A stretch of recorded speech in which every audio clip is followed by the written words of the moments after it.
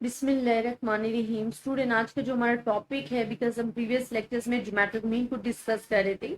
Basically geometric mean है क्या, आज हम डिस्कस करेंगे कि ज्योमेट्रिक मीन से रिलेटेड अगर आपके पास एग्जांपल्स आ जाती हैं तो हमने उस एग्जांपल्स को किस तरीके से सॉल्व करना है।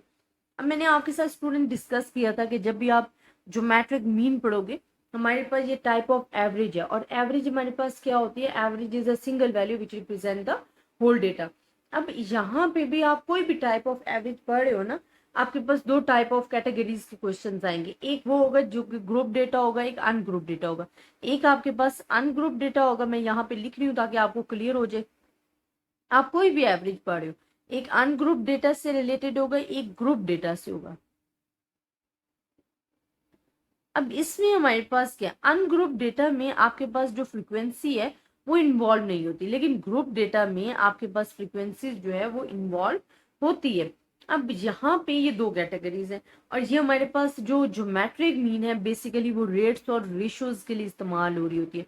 रेशियोज एंड रेट्स, जहाँ पे रेट्स एंड रेशियोज के क्वेश्चन आ रहे होते हैं वहां पे आपके पास ज्योमेट्रिक मीन लग रहा होता है। सम टाइम ऐसे होता है कि आपको डेटा में नहीं बताया जाता कि आपने कौन सी टाइप ऑफ एवरेज लगानी है या क्या आपने ज्योमेट्रिक मीन फाइंड करना है, बल्कि आपने अपने डेटा को देखना होता है कि अगर रेशियोज से रिलेटेड क्वेश्चन एंड रेट से रिलेटेड है तो आपने वहां पे ज्योमेट्रिक मीन लगाना होता है। अब मैं आपको दो तरह के क्वेश्चंस करवाऊंगी, इसमें अनग्रुप डेटा के भी क्वेश्चंस होंगे, ग्रुप डेटा के भी क्वेश्चंस होंगे। प्रीवियस भी हमने एक एग्जांपल्स की थी जब हमने ज्योमेट्रिक मीन को डिस्कस किया था कि what is the geometric mean and what how we can divide the geometric mean into the two groups. तो वो मैंने आपके साथ इसमें एग्जांपल्स डिस्कस की थी। बट आज हम जो डिस्कस करेंगे वो आपकी एग्जांपल 3.6 है। आपकी 3.5 एग्जांपल्स मैंने आपके ज्योमेट्रिक मीन के लेक्चर के साथ ही डिस्कस कर ली थी।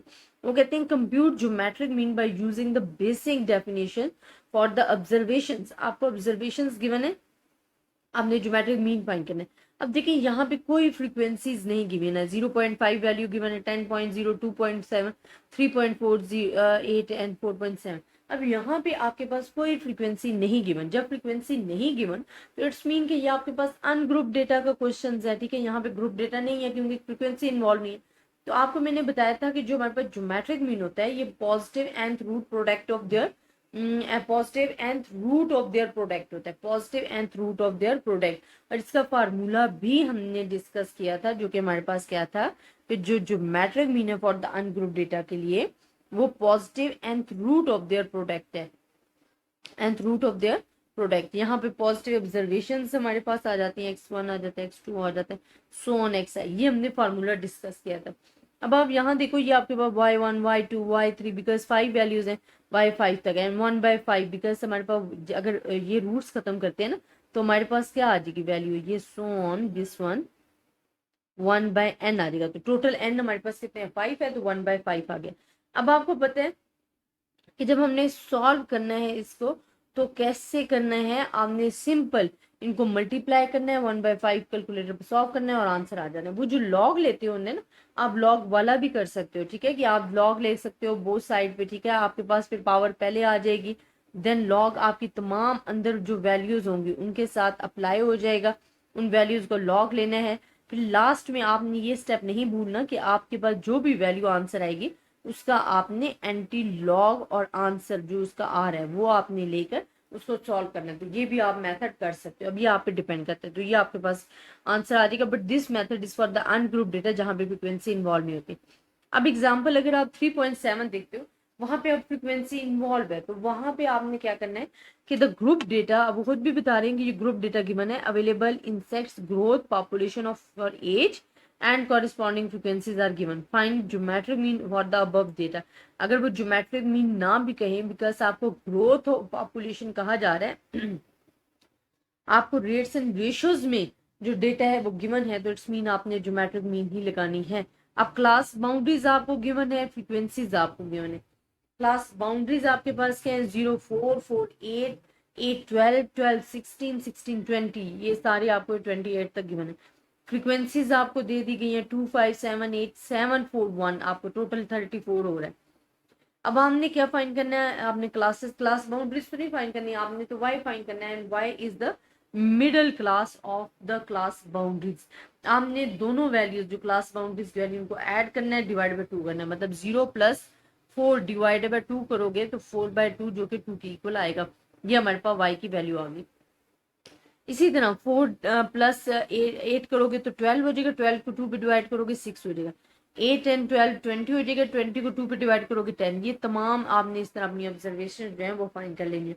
अब हमने क्या करना है, इनका लॉग लेना है। लॉग लेने के बाद इसको एफ के साथ मल्टीप्लाई करना है। एफ के साथ मल्टीप्लाई किस वजह से करना है कि अब हम जो फार्मूला पढ़े हैं ना फॉर द ग्रुप डेटा के लिए पढ़े हैं, और आप देख सकते हो कि ग्रुप डेटा में लॉग ऑफ वाई जो है वो एफ के साथ मल्टीप्लाई किया गया। तो आपने मल्टीप्लाई करना है इसको, इसका आंसर लेना है, सिंपली इसको फार्मूले में पुट करके आगे तो टोटली आपका कैलकुलेटर का काम है, आप इसे सॉल्व करोगे आपके पास आंसर आ जाएगा। मेन चीज क्या है कि क्या आपने फार्मूला सही लिखा है, क्या आपको ये पता चल रहा है कि ये ग्रुप डेटा है या अनग्रुप डेटा है। फिर साथ में आपने जज करना है कि रेट्स ऑफ रेशियो से रिलेटेड जो आपके पास क्वेश्चंस आ रहे हैं वो आपके पास ज्योमेट्रिक मीन भी होते हैं। अब एग्जांपल 3.8 आ जाते हैं। क्या man gets a rise of 10% in a salary at the end of his first year of service and the further rise 20%, 35 second and third year. अब देखिए यहाँ पे रेट्स एंड रेशियोज की बात आ रही है ना, रेट्स बढ़ रहे हैं, तो जहाँ पे परसेंटेज रेट्स एंड रेशियोज की बात आ जाती है वहां पे आपके पास क्या लगता है, ज्योमेट्रिक मीन लगता है।